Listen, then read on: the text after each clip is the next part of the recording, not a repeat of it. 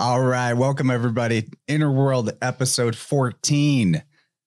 But really, it's more like compared to other podcasts, we're 30 deep because these things are ginormous. So much more information and research. I had multiple listeners in the last month talk to me about how they get more out of these episodes than hundreds of episodes of other podcasts where people are just talking, out of their ass. There's nothing prepared. There's no legitimate research. And hey, I'm feeling it. I think we're the greatest out there. And I'm super excited to get into this particular conversation.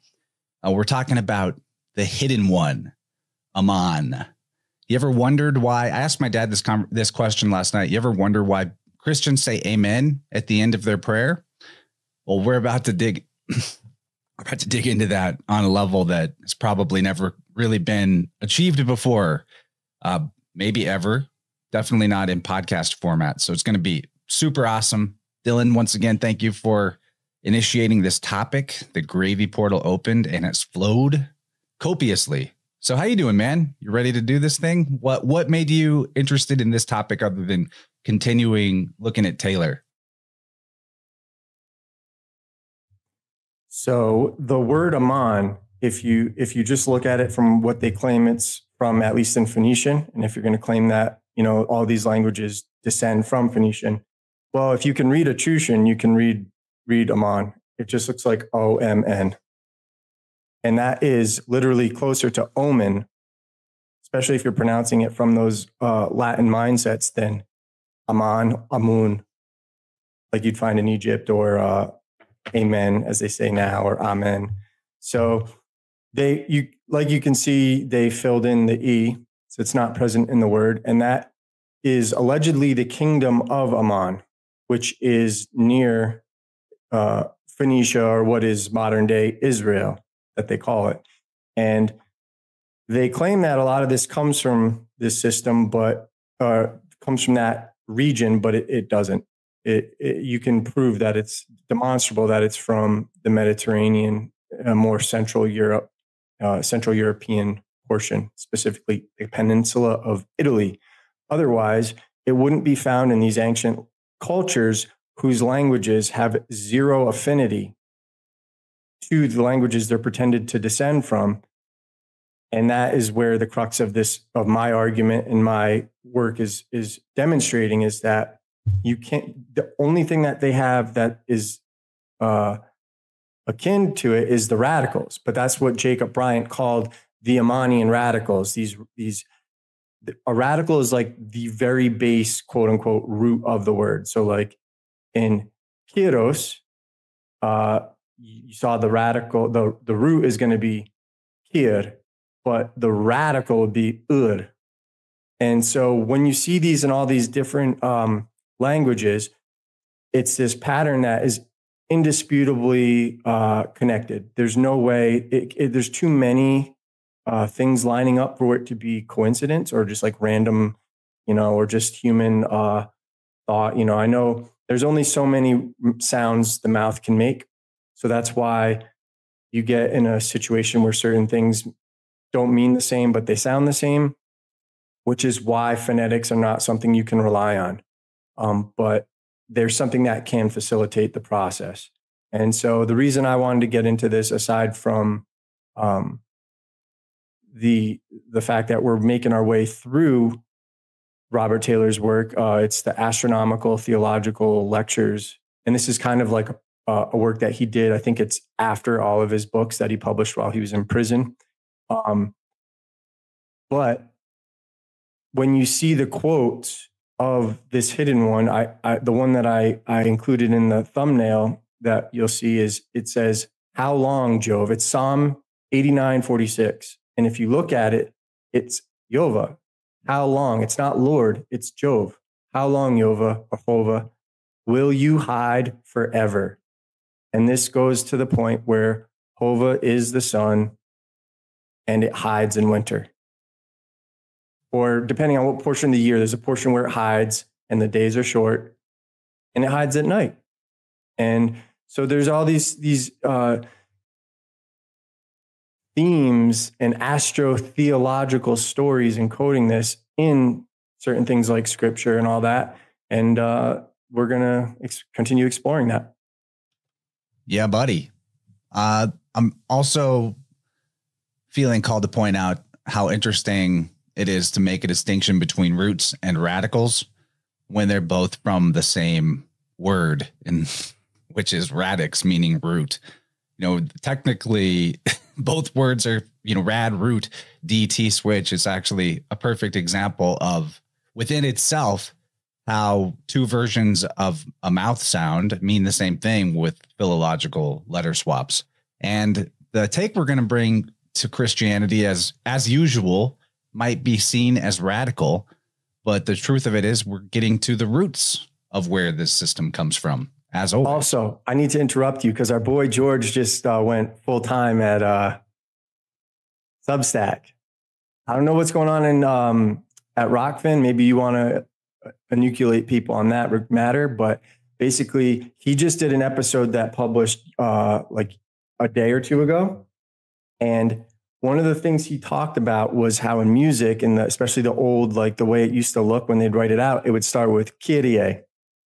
And oh, this is my fantasy art. So people on my Substack, this is what I'm cooking. I've got a story that I've never published that I'm doing. Check this out, dude. You like fantasy, right? Oh yeah, high fantasy. Yeah. So this is what I've been working on. The AI is getting amazing, and I've been creating this with the prompts, obviously, but the AI is still the one that does it. But yeah, so this is my first manuscript called Lodin's Wind. Look at how good that looks. It's wild what you can do. Anyways, George is talking about how this word Kyrie, which looks like Kyrie, it's literally Kyrio or Kiro or Kiron or Kyros, depending on the termination of the context. But that's the Greek word that Plutarch wrote in the 1st century. That's what the Persians called the sun. And we've done like basically our two previous episodes. You need to revisit this, but you even see it in the music. And so shout out I didn't know that. Yeah. So shout out it's a Third Eye Edified. Third Eye Edify on Substack. Go subscribe. You can watch it for free. It's an amazing, amazing podcast. He gets into the music. I'm not surprised he's shifting away from Rockfin. I also have stopped uploading anything new there. They kicked off friends of mine for no reason, and that was it. I was like, okay, we're done here. The amount of support I was getting through that platform was dwindling rapidly anyway, so no big loss. But yeah, okay, I want to start out with talking a little bit on the subject of esotericism, aka the hidden meaning in writing that is so prominent amongst the priest class, the philosophers, almost all authors of the Western canon in the ancient world up till probably just a few hundred years ago. So the ancients were extremely invested in hiding their true doctrines. Pretty much all their writings were esoteric in at least one way, if not multiple ways. There are many reasons for this amongst the priests and philosophers, and in some respects, esotericism actually served a necessary defensive purpose. It obscured the beliefs of the philosopher and helped prevent the superstitious masses from discovering the true beliefs of the philosopher or the priests, because they would likely have been persecuted for heresy or perceived atheism, particularly in the idolatrous societies who had fetishized the gods and their symbols, coming to believe in a mini gods system and losing sight of the one true God that these mini gods were supposed to be just a part of or like an expression of. So there was also esotericism that was meant to protect the society itself from truth. For example, the noble lie of Plato's Republic, which attempted to demonstrate that there are some truths that are destabilizing and harmful to the social order and are better left hidden. The best example of that, I think, is autochthony, which was the doctrine the Athenians held that their ancestors were born from the land that they occupied, with the tools and implements befitting their various castes already in hand. This was a useful lie in the sense that it obscured the troubling fact that all nations came to their lands through conquest, killing or displacing the previous peoples there. And this lie also provided a dogma to ensure the lower caste people would be more likely to accept their stations. The truth in this sense would be harmful to the functioning of their society because it would create unrest amongst the lower caste people, and then all of the various ways that the interconnectedness of society relied on people doing their job, even if it wasn't the job they wanted to do, could be disrupted and things would fall apart. Esotericism was also instructive because many wise authors of the past believed, and I think they're probably right about this, that simply telling a student the answers, especially through writing, was more harmful than helpful. But leaving breadcrumbs to be deciphered would bring the student into true wisdom and knowledge because they'd have to reason things out for themselves. Proverbs 25:2 states, "It is the glory of God to conceal a thing, but the honor of kings is to search out a matter." So the hidden nature of God is perhaps God's most definite feature. In all, of all, but no one thing is itself God. Given this obvious truth, it makes sense that those who sought to serve God would also attempt to emulate the tendency of God to hide and conceal things. So following this, I have a lot of great quotes from authors and philosophers of the past on the subject, but I figured you might want to weigh in. Just really quick. So you're talking about like the Greeks, and I've got an article that's publishing tomorrow, so it'll already be out by the time this comes out.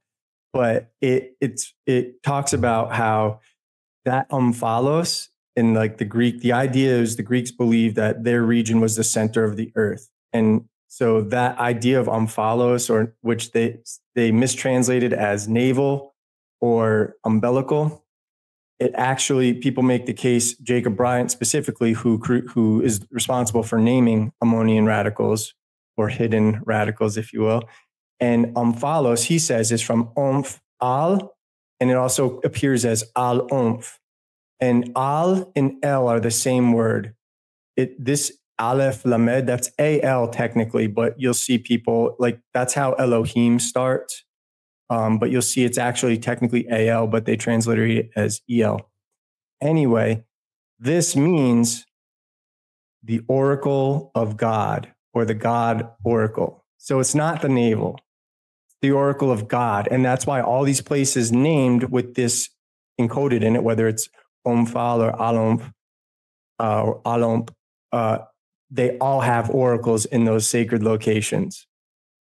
So that's... Did I tell you that I have a ton of Omphalos gravy later in the show? No, you didn't. So sorry, I didn't mean to jump the gun, but I just wanted to point that out. Like, there is this massive Greek problem in the historical record. And you can't believe a culture is this prolific in how they write, yet that poor in how they come about concluding things. Anyways, it's neither here nor there, but just something to be aware of, especially how people base so much of their research on this idea of Omphalos, meaning navel or center. You know, well, we're going to come back to that, but I actually have pretty interesting evidence that the Omphalos does represent this idea of a navel, but that doesn't actually contradict. It's like simultaneously what you're saying supports a lot of the evidence I'm bringing forward, particularly through artifacts, that it has to do with oracles. So right, but it's kind of, I could actually see it as a both. But in the historical context, if you look at the accounts, it is used in the context of being the center of the earth because they believe that they were the center of the world at that time. And there's context in the same historical record of the ancients that say like it was neither the center of the earth, and the umbilical is not the center of man, of the human body. And again, it goes back to that. The Hermetic principles are erroneous. And a lot of people have problems with me saying that, but they're more like poetical, right? Like the principle of correspondence, that as above, so below, as the inward, the outward doth from the inward roll, and the in the most soul, I can't even remember. It's been so long since I said this, or since I learned that. The idea that everything is reflective across all scales, it's cool, and it's true in some cases, but it's not like the nature of reality. And so that comes about from the idea that, well, this is the center of the world, and our navel is the center of our body because we're microcosms of the world, which is microcosms of God, all that stuff. That's where all this stuff, it gets incorporated. And that's what other historians in that time era say it's not true. So it's just something to be aware of. And all this will be sourced in my latest article when it comes out. But I just wanted to put that out there. Cool. Well, as much as I'd like to engage in talking about that, other subjects at hand. We got other subjects at hand, and we will return to the Omphalos with a lot of interesting stuff to consider there. But back to this concept of esotericism, the glory of God to conceal a thing. Some good quotes on the subject. We got Ovid. Bene vixit, bene qui latuit. He has lived well, who has remained well hidden. Or how about the motto of Epicurus and his followers? Live unseen. Or this is a particularly good one, considering his station. Bishop Synesius of Cyrene in the 4th century speaks of the need to love wisdom at home and to embrace fables abroad. I like that one. I just need to correct myself real quick because I wasn't ready to say it. That. A lot of people translate that as within, so without, but it's the outward doth from the inward roll, and the inward dwells in the inmost soul. I think that there's legitimacy to that statement, but it's maybe not something we can perfectly. No, for sure. Like it's useful for all the Hermetic principles are useful, but like it's not right. Like this metal isn't vibrating. The principle of vibration, all that. Like my table isn't moving. It's an inanimate object. There's just a lot of stuff like that you got to take with a grain of salt. That's all I'm saying. I don't know. Take some mushrooms and you might see it vibrating. Okay, so I have a larger section here from an author that I only recently came across, Charles Blount, who wrote in 1680 a work. What's that? Blunt. Blunt? I'm assuming it's Blount. Oh, okay, you'd say it is Blunt. Yeah. Okay, Charles Blount in 1680. Dylan's already familiar. He wrote, "Great is Diana of the Ephesians." And there's this chapter on idolatry and sacrifices that I'm going to read a lot from here. Now, because the generality of men are not thus speculative or philosophical in their actions, but rather crafty and politic, as designing to themselves power amongst men, and by consequence riches and honor, the most nervous and effectual consideration of the Gentiles' sacrifices must be taken that way. Thus, when princes, who in the governing of mankind, found it to be an unruly creature, mischievous, and not capable to be guided by solid reason or truth, but totally subjected to the passions of hope and fear, how false and vain soever it mattered not, provided that things were well fitted and suitable to their capacities, wherefore they, to encourage obedience and good works, held forth gain and preferment, as on the other side, to deter from disobedience and mischief, they ordained forfeitures and disgrace. So basically, you do what they say, you get rewarded. You don't, you get punished, right? That's just part of the way that hierarchies work. He continues, "Yet inasmuch as abundans cautula non nocer, an abundance of caution does no harm, and seeing there were many clandestine villainies so secret and undiscoverable as could hardly be brought to an open conviction, for such the magistrate raised within them, amino tutore flagellum, aka a whip of torture in the mind, in their consciences the fear of some future punishment. Wherefore, for want of that true knowledge which we enjoy, they feigned some of their own inventions, such as the Stygian lake, aka hell, and the like, which, inasmuch as the goodness of God and their present invisibility rendered the less credible, therefore the declaring them to be with material fire, as also eternal, did in good measure overawe that incredulity. From whence we can observe how necessary and how natural is the belief of a reward and punishment hereafter, that even the unenlightened heathens, as well for conveniency as from the impulses of their own natures, were forced to acknowledge it. So rational and so natural is that article of our Christian faith. Now for the erecting of this tribunal in the minds of men, they, not being enlightened from above, made use of superstition, the offspring of too much honor and too much fear, which being to be managed cunningly and well fitting to vulgar capacities, they did little or not at all regard the satisfaction of clear, rational men. For first, the number of them is so small as they are of no power, and then they are too wise to hazard their own ruin for the instruction of foolish men, casting pearl before swine, knowing withal that if any man should be so vain as to oppose the common belief, the mob would, as they did by Socrates, oppress and decry him for an atheist. Therefore, the wisest among the heathens followed this rule in their converse. Loquendum cum vulgo, sentiendum cum sapientibus, and si mundus vult dicipiatur. Speak with the vulgar, think with the wise, and if the world wants to be deceived, let it be deceived.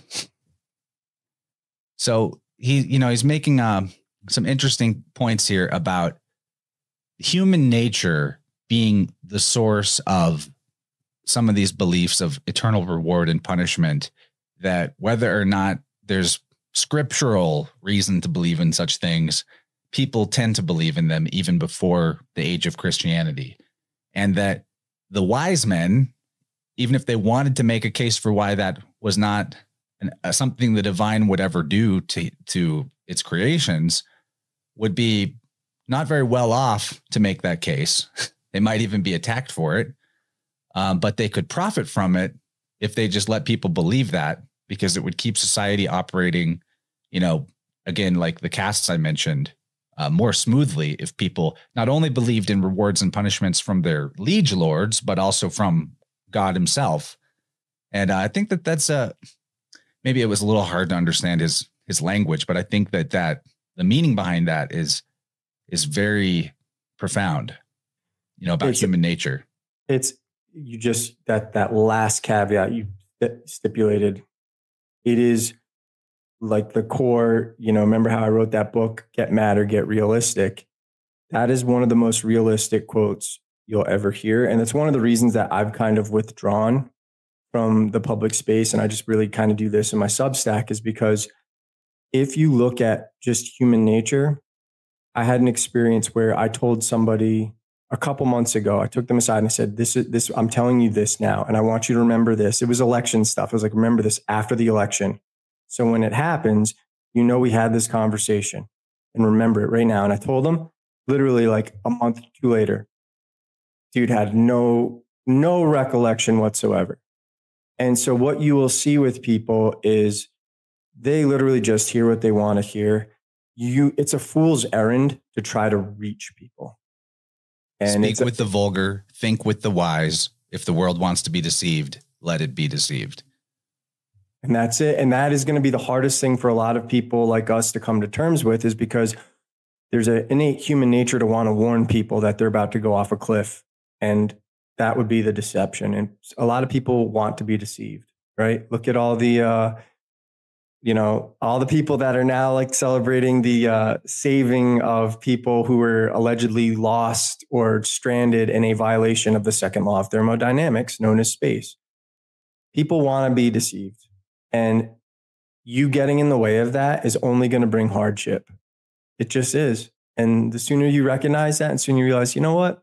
These guys sacrificed a lot of time to learn this valuable lesson. Maybe I just ought to pay attention to it and not make their mistakes. Because in my opinion, I think it was a mistake to be as eager to share this information, because I don't think people want to hear it, So now I'm just doing this for us. I'm doing this for us. This is for us. It is for us and people on the other side of the paywall once we get to that point where the really deep gravy is. But speaking as your friend, I saw that it was like it hurt you to be so passionate to get people to wake up to the truth and then them just fight you about it. You know, you're way happier seeming now that you're doing things the way you're doing. And if nothing else, I think that's the value in it. So I want you to take us through quite a bit of your opening salvo here.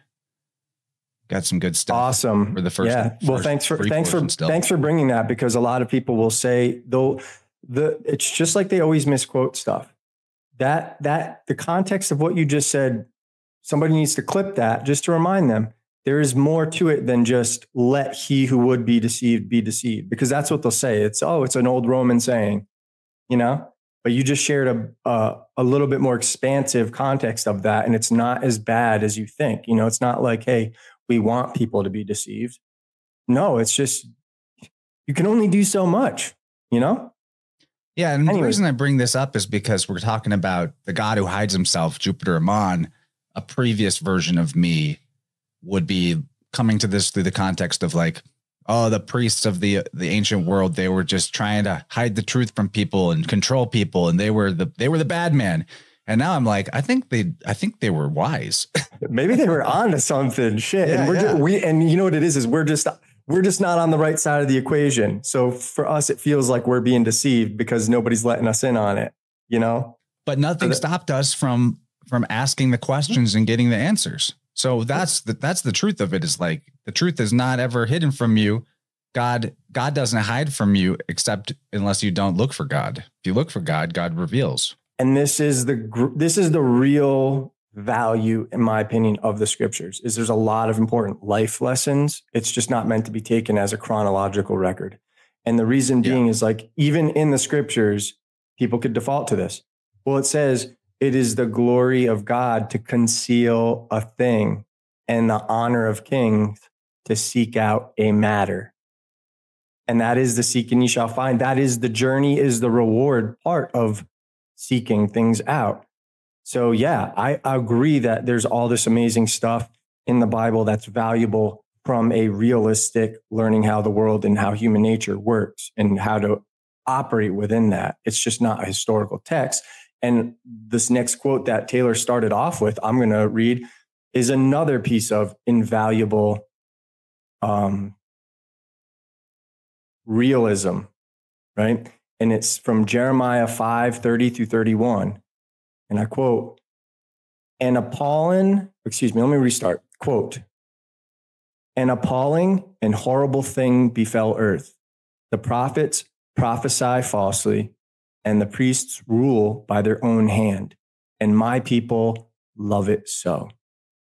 What will you do at the end of it?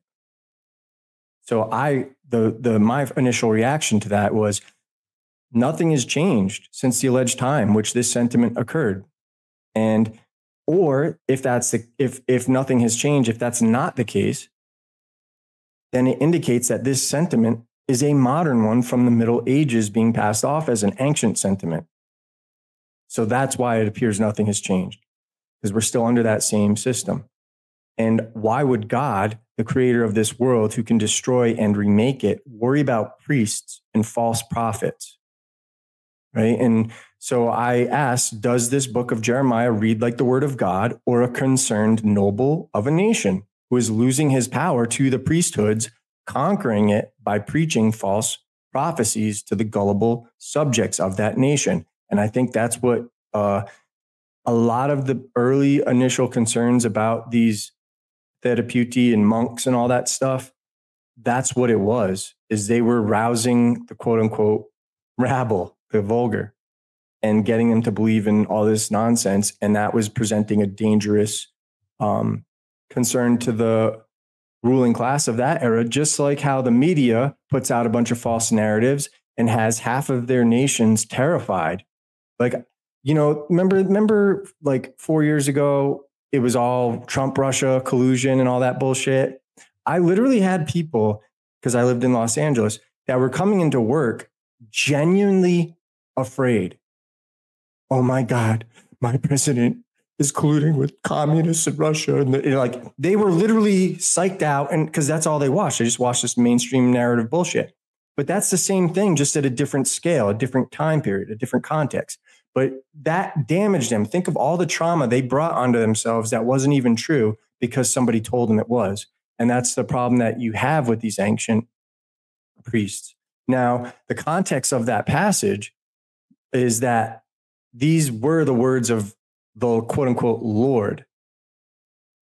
But if you look at how Lord is written, it's Yova or Hova. And for anyone who doesn't know, that's a appellation of Jupiter. And the root of that, or the radical, would be I-O or I-U, you, Pater, God the Father. So Yova is just like, it's a later rendering of that word. And so Reverend Taylor warned about that. He said, we must be heedful, never to confound the Lord with God. There is no necessary connection between them. They are not synonymous nor convertible terms, so that the one might be used indifferently for the other, but far from it, very far. The one is particular, the other general, as we say with propriety, the Lord, meaning particularly the figment with whom I am now to bring you acquainted, but could hardly say the God. So that the compound epithet, the Lord God, is a syncopation or abbreviated phrase of which the filling up is the Lord, who is a God. For while all nations had their gods, individual nations, sects, and clans, have ever had their particular conceits to which they adhered, subordinate to the general notion, so that it seemed but a fair bargain with Yaphtha proposed to the king of the children of Ammon, wilt not thou possess that which Chemosh, thy God, gaveth thee to possess? So whomsoever the Lord our God shall drive out from before us, them will we possess. And that's Judges 11:24. Those who want to take a peek at my show notes, it's all included so you can see how it looks in all the languages.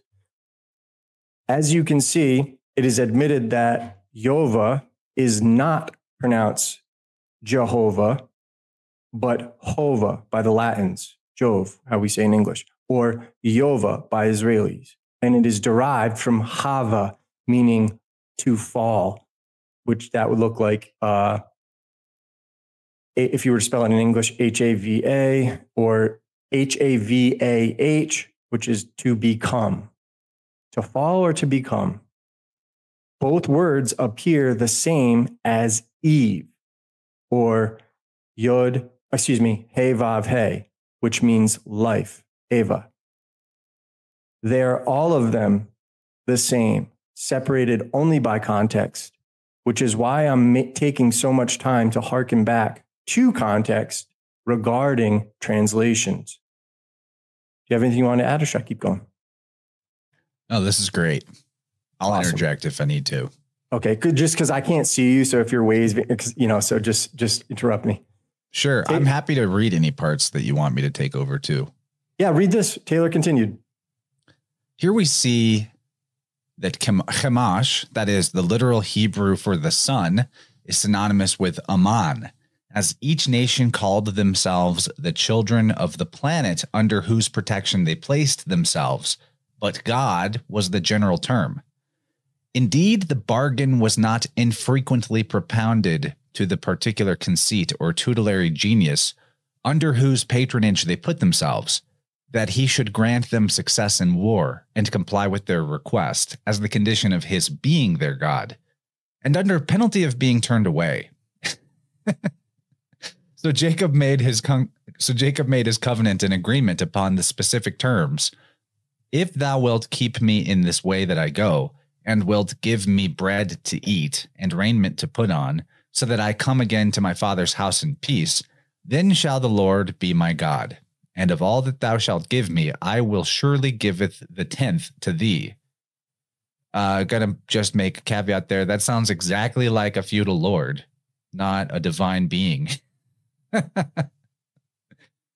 That's literally how a vassal would talk to their lord. Like, I'll do whatever you want as long as you keep me clothed and fed and provide me protection, and I'll pay you a tenth of my wages. It's a tax. It's the classic tale or archetype of the sinner who is like, it just if you can just get me out of this mess that I've created for myself, then I'll go to church every Sunday, you know?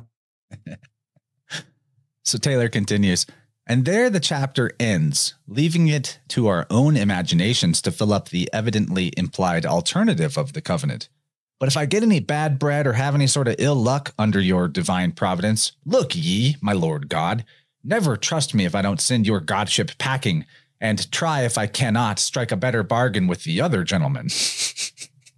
Notwithstanding this ridiculous grossness of familiarity with their notion of the Lord, which appears in every page of the sacred text, are modern Jews who claim a peculiar property in the Old Testament to which they have no right or title at all, would cheat the world into a notion that it is only from excess of reverence and from an overwhelming awe and veneration to be sure of the divine name that they substitute the word Adon-Naye, their utterance of the word Adonis, the name of the pagan god, the son of Venus, the name Adon or Adonius being the same as Baal, Baal-Samon, or Bel, and literally signifying the Lord, with its pronoun suffix Adonai, literally our Lord, the name common to Jupiter, Bacchus, Pluto, Apollo, Asclepius, Hercules, Osiris, and all the grand personifications of the sun.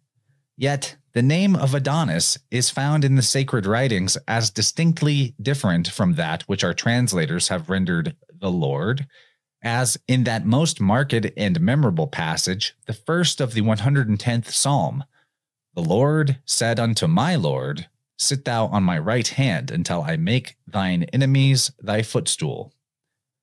I want to add that this is a good time to recall when we did the episode about the Lord, that was 2 back, and revealed in so many facets that Jesus and Jehovah are one and the same. The prevalence of Adonai in the Old Testament, where the English rendering is the Lord, should require us to consider the mythology of Adonis more closely. The basic story of Adonis is Mira, the mother of Adonis, Mira, Mary, was driven out of her family after becoming pregnant and eventually changed into a myrrh tree, but still gave birth to Adonis. What were the gifts that the wise men brought to Jesus? Pretty sure one of them was myrrh. Aphrodite finds the newborn Adonis and takes him to the underworld to be fostered by Persephone. She returns for him once he's grown up and discovers him to be strikingly handsome. In some versions of this myth, Adonis is born from Mary, the myrrh tree, literally as a seed or kernel that falls to the ground and is buried or hidden one. Remember what he just said about Chemash or Hava, to fall, to become. And so this burying of the seed of the infant Adonis is a reference to the underworld journey of the sun, of course. And in some lore, Adonis even has a death and resurrection. So that's Jesus. And we're calling Jehovah Adonis, theoretically, in the Old Testament. And then that forms that 4-letter magic, that forms the basis of the tetractys, which is going to be 1, 2, 3, 4, 1, 2, 3, 4, 1, 2, 3, 4, 1, 2, 3, 4. You see? And for those who don't know how to connect that with their mind, I'll do it, but keep going. All right. Well, how about you take the next parts up into, God the Father hides during winter, etc.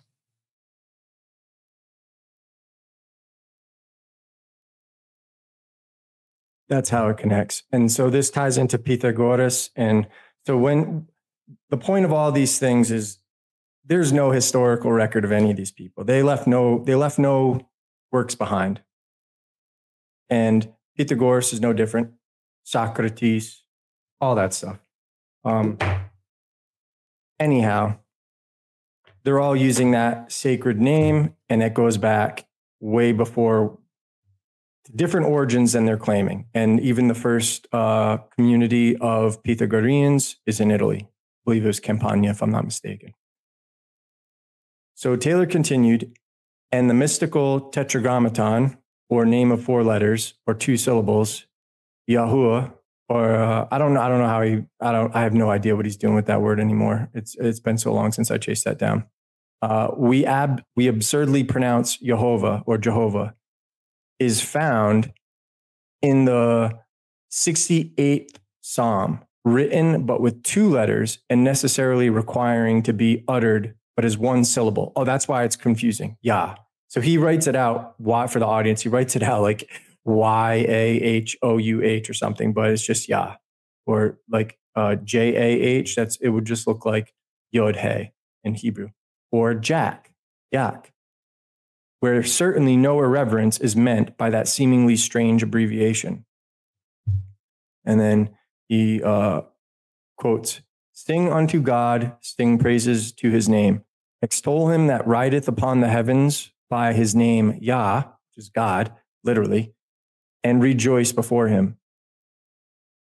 And one of the things that's interesting about Adonis, before I continue, I put in a parentheses because we just talked about that. Really, the only culture that uses that in context of it is the Italians, and it's remnants of that system, Phoenician, whatever you want to call it, Etruscan, where that radical Don means Lord. Now, people say, well, what about the Spanish? I don't really consider it. When I'm talking about this ancient system, the Italians can basically understand Spanish people. Italians can come to America and understand Mexicans because they're speaking a language that's from Italy. It's all derived from Latin. So when you see, Spaniards saying Lord Don Julio, right? Lord Julio, Don Quixote, right? Lord Quixote. That's all from Italy. It's from an Italian context. So yes, the Spaniards use it. Yes, you could make the case for other cultures using it. But when you trace it, I just like to provide context because my experience is people tend to hang on every little thing so they can say, gotcha. But Taylor wrote, so the Spaniards dropped the first letter or syllable of the Syriac Adon and formed their word Don or Lord as a title of nobility. And the English dropped the first of the Chaldee Adod and thus formed Dod, which was the old Saxon root of the German Gott, which is God, and of our present English God. Quote, note, this is me. Taylor doesn't demonstrate this, and while it could be correct due to the philological change between D and T, and perhaps D and G, it is more speculative as it is, so I'm not going to put my name on it. Just wanted to put that caveat. Yeah, but a dad or a dod, we do get dad, or tat comes from there. It was just the G, the goat, to say it's goat, a dod, goat, and goat were the same. I don't know about that. That's what I'm saying. I don't know if I can, you probably could chase it down, but I didn't. It's just not pertinent to the subject right now. The attribute of riding upon the heavens is so particular, so distinctly marked, so incapable of being strained from its one and only apparent significancy that nothing but that obdurate stupidity which shuts out light and would say to itself, I will not see the sun, could cause any man to mistake as to what the significancy must have been. And the abbreviation of the name Jehovah into Yah is peculiarly applied to him who rideth upon the heavens. That is, the sun is precisely the same as the Aeolic or Latin abbreviation of the name Solus, that is, the alone, or the alone one, or the one by himself. Into soul, that is, the sun, and abbreviated for the same reason, expressive of the same significancy, and devised to confine the utterance, as well as the thought, to the same strict notion of unity or oneness. And then he cites Deuteronomy 6:4. Here, in the Bible, it's written, O Israel, but we know that that's a Phoenician word for chronos, according to the father of ecclesiastical history, Eusebius, who cited Porphyry. So then it would follow, it's here, time, God of time. Hova is our deity, or Hova is our God. Hov is one. If you look at how they transliterate it in modern texts of Bibles, it's Hear, O Israel, the Lord is our God, the Lord is one. But if you look at what's next to Yov, it's not Kyrio this time. It's not Kiddos. It's Yova. So Yova is one, Yova is our God, and Yova is the God of time. Go ahead and read that next line about the hidden one. Yeah. So Jupiter is the hidden one. Jupiter Ammon. Jupiter. The same as Baal also means Lord. Baal Haman or Amun, spelled in Etrusco-Phoenician like I did earlier at the beginning, O-M-N, signifying God the first Father, the Son, is the alone one who rides at night and during winter. And that takes us back to that opening quote. Yov, how long will you hide your eternal wrath, which burns like fire? Psalm 89:46. And it says so that. we're gonna look at some Jupiter Ammon now. I got a couple images queued up because I think it's important context. And I mean, there's more that I could show, but I really want to accentuate the ram's horns that are part of Jupiter Ammon. You see on the left, very clear. Even reminds me a lot of like the Green Man symbolism too. And on the right, we have one that he even has the two heads of Janus or Janus. It's a two-headed god. So I feel like you could go looking up images of Moses right now if you were curious, and you'd see the exact same thing, the ram's horns. What do you got? What do you want to add to that, Dylan? Well, you said the Green Man, so more appropriately, that's Kernunos, right? And even Kir, C-E-R, people say Cernunos, and that's what CERN is allegedly named after, but it's that Kir root. And the earliest inscription... N-K-R-N, like corn. Kir, yep. And that is Kiren, which is horn, also light and radiance. But Kernunos, the earliest inscription of Kernunos is on the pillar of the boatman, which is Latin, not Scandinavian. Now they depict him with stag horns. Well, in the earliest, you'll see him with crab leg horns, just like Pontus, the archetype for the sea, on the pillar of the boatman. The oldest in Latin, one. the oldest, the OG. first. So we may or may not completely agree with the following, but I think it's interesting to consider in the context of precession of the equinoxes. I'm going to read from Godfrey Higgins' Anacalypsis. He says, I consider Osiris, Bacchus, Astarte with the bull's head, Bull or Baal, Mithra, Adonis, Apis, and Buddha to have been contemporary or to have constituted one class of deity. She's talking about deities depicted with bull horns rather than ram's horns. In the same manner, I consider Hercules, Krishna, and Jupiter Ammon, and Astarte with the ram's head to have been contemporary or to have formed a second class. My theory is strikingly confirmed by the fact, which I believe has not been noticed before, that the first classes are all taurocephaloi, or bull-headed. Buddha is closely allied or connected with the Siamese or Japanese bull, breaking the mundane egg with his horn, and was partly man, partly bull, in Persia, as Mr. Faber has proved. And therefore, I conclude, and here's, by the way, image of that. This is a bull-horned Buddha, estimated from the 3rd millennium BC in Persia.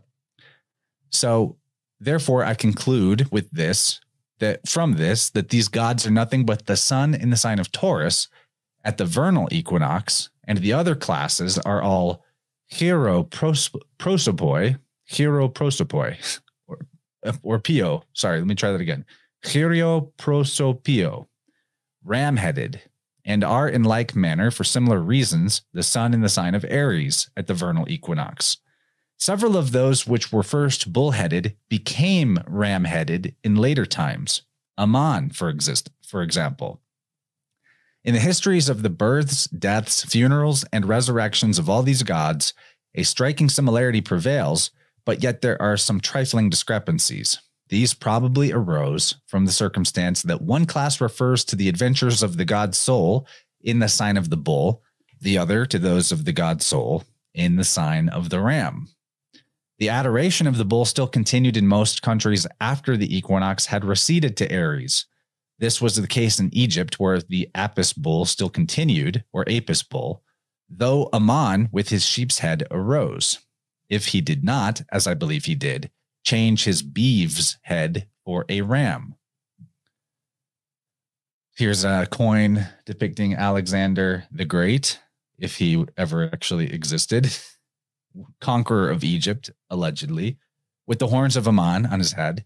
This is the thing you see with the coins of the ancient world that the modern scholars tell us represent this ruler or that king or that queen, when clearly the symbolism is religious symbolism, a deity. Maybe it's a deified human. Maybe that human never existed and they use these coins as evidence for some historical farrago that has no real grounds in reality. Hard to say. But Higgins continues and he says, Ammon meant the generative power of Am or Om. But as Am was the bull Mithra, Buddha, aka Buddha, therefore it must have changed. Astaroth or Astarte in Syria was first represented with the horns and head of a beeve, and in later times with those of a sheep. So here's a bull-headed Astarte said to be a Phoenician artifact right here.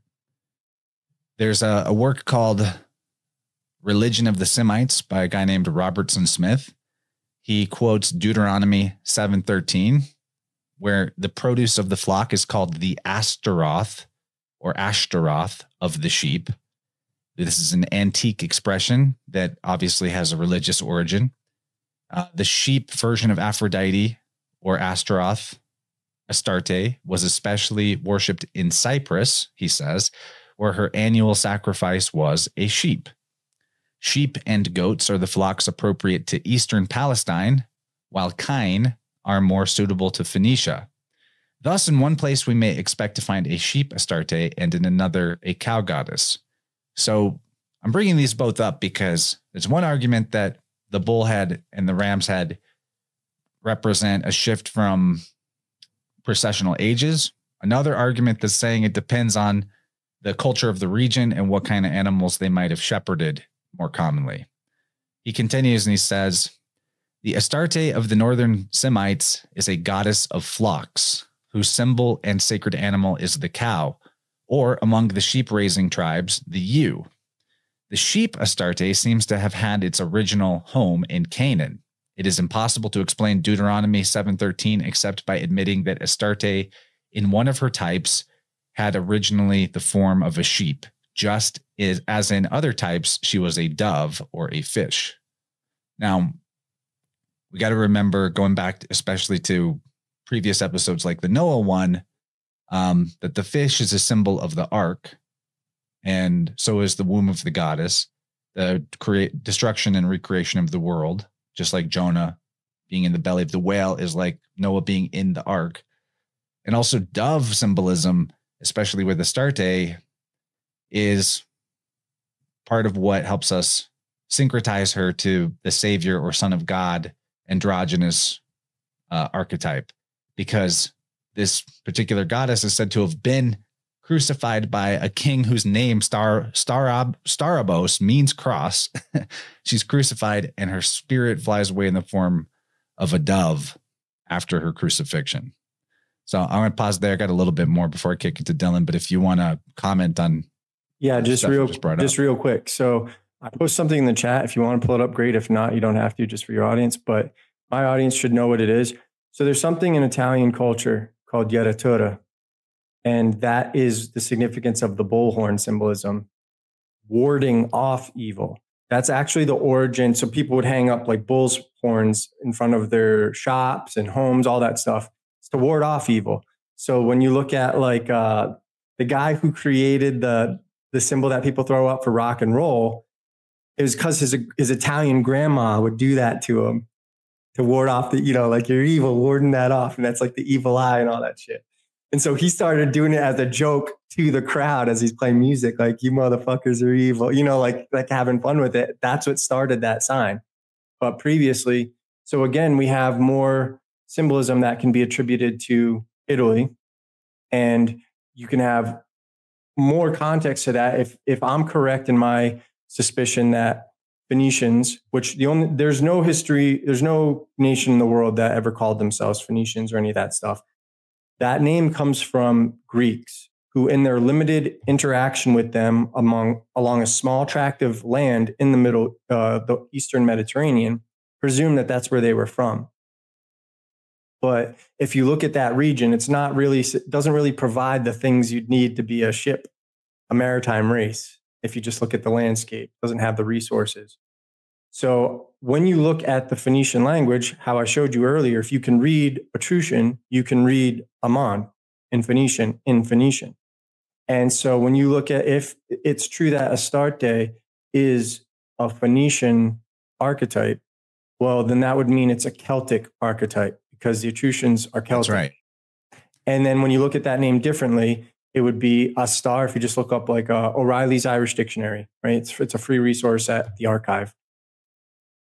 Astar means, Astar means journey, and then Te means person. So that literal archetype is probably a protection for people who are on journeys. And that would be my caveat. I find it interesting that we find Deuteronomy 7:13 calling the firstborn produce of the flock the newborn lamb, if you will, an Ashtaroth, right? Because that betrays a Etrusco-Phoenician Celtic origin to the Old Testament there.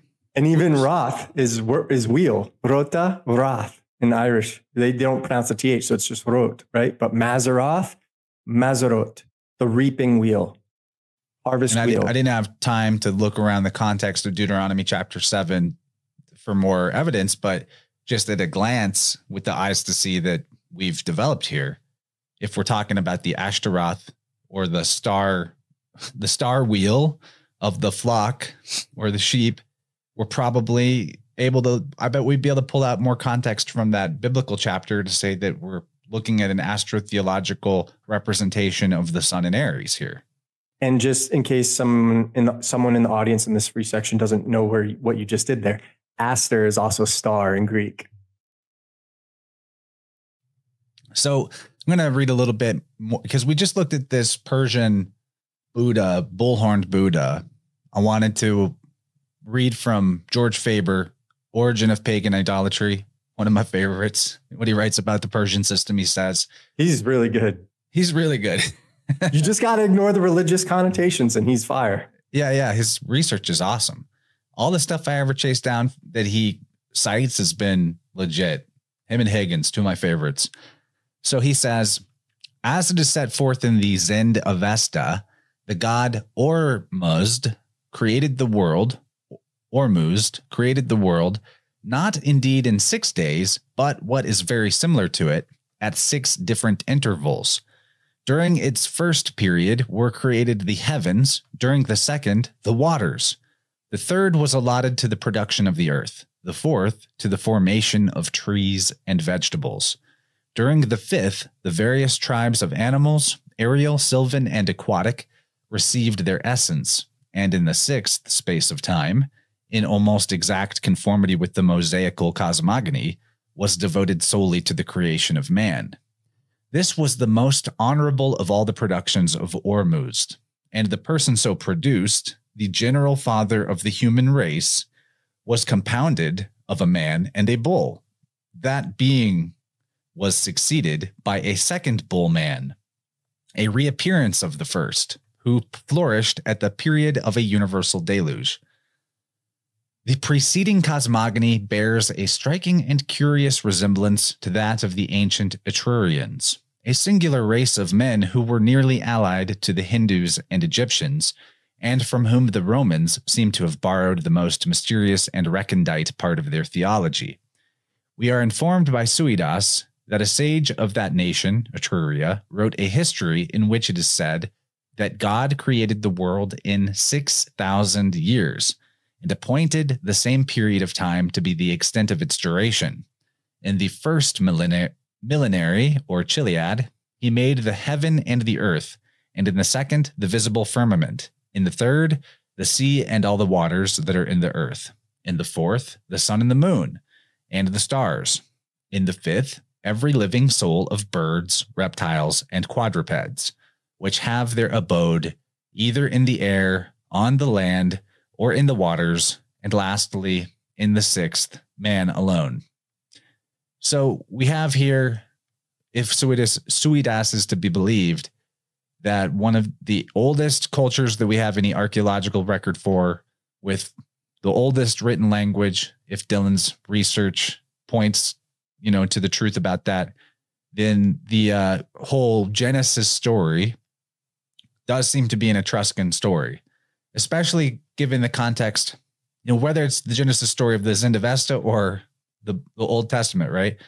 But given the context of the Bible, and I don't have it in front of me, but I've covered it off in other times or places, that there's language in the Old Testament around the idea of a day of the Lord being like 1,000 years. It's just not explicitly said in Genesis 1 when they're giving the cosmogony. But in the context of the Old Testament as a whole, you can actually apply this idea of a chiliad, or a period of 1,000 years, to each day of creation. So I'll have to dig that up. Maybe I'll find it while we're talking, but I have come across that before. I've covered that off before. My point being, if the Persian system is a version of Buddhism, and the Zendavesta has these millenary chiliad 1,000-year periods in the cosmogony, and the Etruscans are the origin of that, some pretty potent, strings tying everything back to the Italian peninsula. And for those who are, again, you may be coming across this on YouTube or wherever this goes for your first time. The reason this matters is because it is impossible that Latin, Celtic, and Sanskrit aren't from the same source. And it's well known that Latin is a lingua franca, and it's demonstrable, a lingua franca from where you find it, which is the Italian peninsula. And the only reason you can translate some things or get the meaning of some things in Etruscan writing is because you'll find those words in some other form of Latin, but it has no affinity to Indo-European. So it follows logically that if Latin is the offspring or offshoot of Etruscan, then so too must Celtic and Sanskrit be. And then could you bring up, just because we're on this right now? Oh, and so I want to just put this caveat. I don't necessarily think the story was of Etruscan origin or anything like that. Because when I look at Etruscan inscriptions, there's nothing in the historical record that mentions any of this stuff. But what you do see is that this is probably a creation of people in the Middle Ages who are still drawing from their own ancient past and own ancient archetypes to create this shit, to present it to the modern people of their day as this ancient history. But they really just drew from their own ancient history and kind of reinvented it. And so could you just bring up so the people could see this? Right where we just left off, where I start, where it says like Jove is the eternal fire, the sun. Well, right below that, there's a screenshot of Psalm 90, verse 1. And if you could bring that up, it's right beneath a quote that says, Adonis, you reckoned the boundary or circle of all houses. Here it is. Great. Now I'm going to translate this different than what people are going to think about this, because I'm going to show you that the word used is dur, which is dalet vav resh, which is dur, and it signifies circle, similar to how guard signifies boundary or circle enclosing place, like in Asgard, right? The boundary of the sun, the boundary of As, who is Isus or Isar.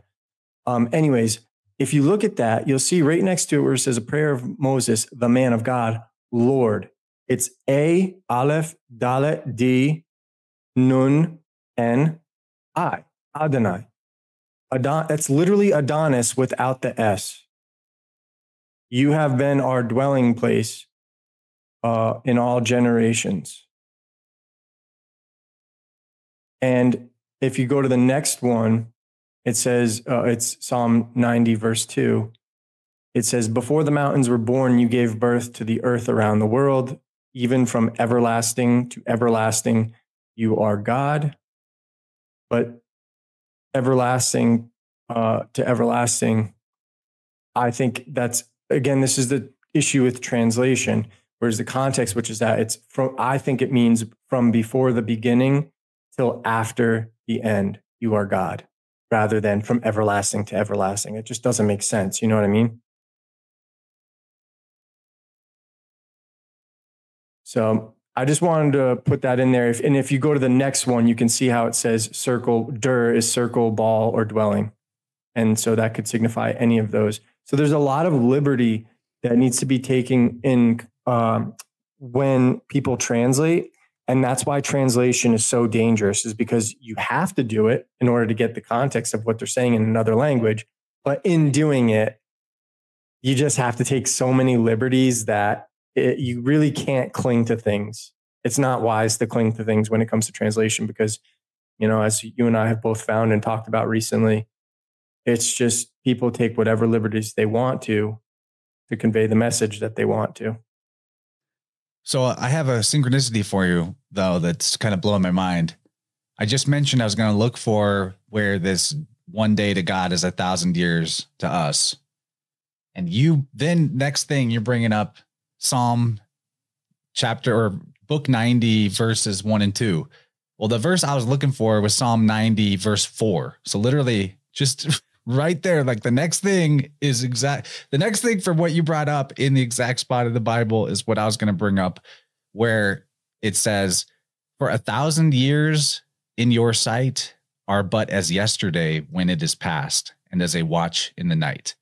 And that is something that particularly Jews, when they're talking about their calendar system, that they liken that, or they interpret that to mean 1,000 years here as a day to God. So that just that trips me out. Like makes me think we're onto something, that we have such a gnarly synchronicity of all of the books of the Old Testament, chapters and verses, that it was the same one I was looking for 2 verses later.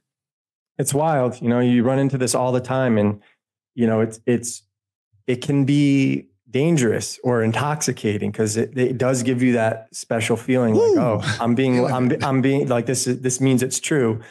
But you know, that's not evidence though. For me, take the spark of it and run with it. Don't make claims based on it, but definitely grab the spark. I hope you guys are feeling a spark off of that synchronicity. My God. Thank you, God. That's awesome. Yeah, no, all glory to God. It is really that's going again. There's a lot of things like that. Seek and ye shall find. The glory of God to conceal a thing, and the glory or the honor of kings to search out a matter. You know, there is that, whether that's true or not, literally, there is a pattern that people who are sages have noticed regarding this, and that's it. And that's where these synchronistic ideas develop, because it's hard to ignore that stuff, even if it's coincidence or it's meaningless. It's really hard to ignore it. For sure. All right, Dylan, take us down to the end of the free section for your article. We're getting towards the point where we're going to cross over to members only. Yeah, that was pretty much it. But like the word, if you can bring up 92 one more time, we can just focus on how it says, like, you gave birth to the earth and the world, but the world is, it's Tevel, and that's well known embedded in that.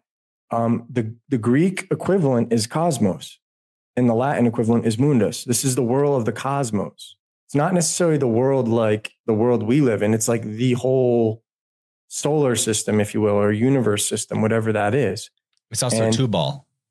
Yeah, Tubal. Which is where we get the idea of it being a craft, like it's crafted. It's a work of a craft, just like cosmos and mundi or mundus mean a beauty derived from order, like adornment, crafting, that kind of thing. Yeah. And so that's, and that's basically all I had to lay down on that. And just to, it's really useful to pull up the text in the original language that they're drawing from, because you'll see once you know this system that I teach. And if for anyone who sees this, if any of this feels like too advanced from you, I walk you through the process. So if you just go in progression of Spirit World series from 1 through 6, and then dive into the real universal empire, I take you through a progression so you can develop this. But when you see that, that's why it's important to learn the Ammonian. Yeah, that's how I got started. I mean, it's just my journey. It's really just like how I learned about it. I organized it in a way that this is what I learned at this point, and how I progressed. And when you look at these words, you can see the Ammonian radicals, which are the hidden radicals, technically, of the sun script, Sanskrit, Sanctus Scriptum, the Holy Writ, the Holy Script. You can see it for yourself, and then you can see that, oh, these English translations, a lot of them are totally ignorant of this system, which is why they're translating it one way and not another way.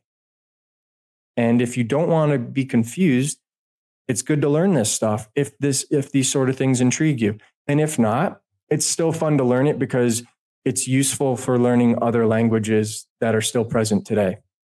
But, again, do you need to go through this stuff if you're not really interested in priestcraft? Probably not. But if you wanted to just history alone and how European history has been covered up, the real universal empire is the way to go that I would recommend. And all of these are available to my paid members on my Substack now.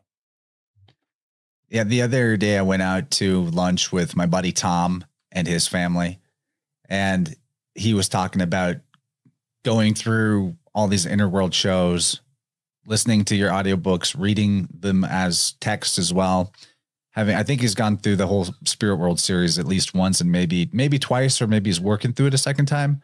But we're sitting there at lunch, and we're talking about this Ammon subject, and he's making observations back to me, things he's noticed that I've never heard of before, thought of before. He's just as competent at seeing this stuff and weaving with this stuff as anybody. He could be up here sitting here talking with us because he took the time to go through the Spirit World series, and he's been going through our Inner World podcast more than once. And there's real value there. So I bring that up. It's got the best replay value, because what happens is you learn about this stuff on your own. That's literally what he said. He's like, going through the second time, it was like clicking more. Yeah. Because what happens is you go off on your own and you learn a bunch of things. And then when you revisit, you can actually see, oh, that's what was being referred to. And I didn't get that at the time, or I didn't realize it was that expansive at the time. It's an amazing, I'm very grateful. And I don't even take credit for it. All glory to God. I just did what I did, and I felt called to do it. And, now I feel called to just kind of withdraw a little bit and just go back to more historical context. And that's what I'm really enjoying right now, is just looking at how can I use this for ancient history to help people in that field. And really, it is all just about helping people. It's not really about, I'm not here to dictate this is how it is and this is what happened. But I can I can with certainty get you to realize that, okay, what I'm told happened is not true. Now, how can I how can I reorganize this in a responsible way without making things up? And that is where my frustration comes in, because I think a lot of people will agree that it's not as we were told, but then they go off and how many people still write about Atlantis as though Atlantis was real and all this other shit. And they just make all these other things that are not in the historical record the subject of their work. And they do the same thing that the people we expose did. They make shit up as they go. Now, that being said, I have an article that's scheduled to come out where I concede that if there was an Atlantis, it probably was in Mauritania, and it probably was I can see how the Rishat structure does make sense because it's Mount Atlas. Did you check out Jack's documentary, The Atlantis Puzzle? No, but because pretty interesting. The thing about it is all of this is subsequent to the original stories. And that's my point, is you're naming these locations after Atlas. So I get how the modern scholars are looking at these locations and saying, oh, it must have happened here. There's a Mount Taurus. You know, there's all these things that are named subsequent to the stories, to the astrotheological priestcraft. But my point is, you're drawing from stuff that you didn't realize it was priestcraft and reascribed to historical places that are now called that, but originally it wasn't that. And that's hard to articulate. So just like the planets, they were not named after the gods. Yeah, there's a lot of that in the historical record. And so if you're interested in that from a historical perspective, that my work will pay dividends for you if you are going to go to a location and do that real work and say, okay, I know for a fact that this was named after these archetypes, but what is this location telling me about what it actually was in the prehistorical record, meaning before we really had the written accounts? Because it seems that the historical accounts really just come into play with the Greeks, whereas the other races, though they used the letters, they weren't writing all this fantasy and poetry and stuff, which makes me wonder, well, if they came after the Greeks, why didn't they copy? Why didn't they inherit that? And why can't you translate their languages? And why is there so little known about them? And why is everything about them lost? Well, I think it's because what we think of as the Greek Empire and the Roman Empire to a degree is a fabrication of the Middle Ages. And I don't think all this stuff is as old. I think it's their way of trying to fill in the gaps and tell people what happened in history and make sense of it, rather than letting the locations tell you what they say. And that's the challenge of archaeology. And even that's just going to be as much guesswork as translating. So it's all guesswork. And then there's the ancient practice of judicial astrology, which wasn't just about forecasting the future, but also telling history by reading the star script. That's something John McHugh's work has demonstrated really powerfully. So, I mean, that was the practice when setting up a new nation or empire and justifying the divine right of its rulership for possibly millennia, to make up a story, make up a history out of the archetypes in the language of the sky. So when that's what we're up against, and the credulous scholars of the last several hundred years are reading the ancient histories and the Homers and whatnot and trying to figure out, okay, how can we make the artifacts fit to this story? They're going about it backwards, trying to fit the historical physical record to a mythology, rather than trying to just throw out the mythology, kind of look at that more in the symbolic level, the religious level, rather than, it's not necessarily anything true to it. And I'm looking at this almost like from an MMA perspective or something. I'm just trying to force the status quo into submission to admit they don't know. Because I think everybody getting to that base level of conceding we don't know will be more valuable for us as a whole than everybody fighting over what they think is true. Well, spiritually, that's the difference between being in denial and bearing false witness and being in truth and in a higher potential state. So like it's literally important on our physical, emotional, spiritual health level to get out of this denial. And if you don't know, that's fine, right? If you don't know, that's fine. And if you suspect or believe, that's fine. But if you can at least force the status quo, I'm not talking about every little person, but like the status quo to concede that, hey, we don't know. It's all guesswork. We're doing our best. Then what it does is it relieves the tension that people have who talk about things as though they do know, and then they refer to, see, this authority says this. And that's really what my goal is just to force basically the status quo into submission to conceding that they don't know and that a lot of shit has been made up about history. If your work ever saw a larger audience, it wouldn't be a submission. It would be a knockout. So come join us on the other side. Join Dylan's Substack, greattide.substack.com to get access, or my Patreon or my YouTube channel membership. All that's linked in the show notes, patreon.com/innerverse. You're going to be best served joining both of our paywalls, because aside from this material, we both have our own independent content that is members only, and in many ways just as valuable to this work. Although I'll be honest, it's the most fun when me and you bring our research together, and most of our research is going to be on the other side of this break here. So come and join, enjoy it. It's going to be a good one. And for those who do support us, thank you. We appreciate it. And, we are up against a lot of, everyone has a lot of options.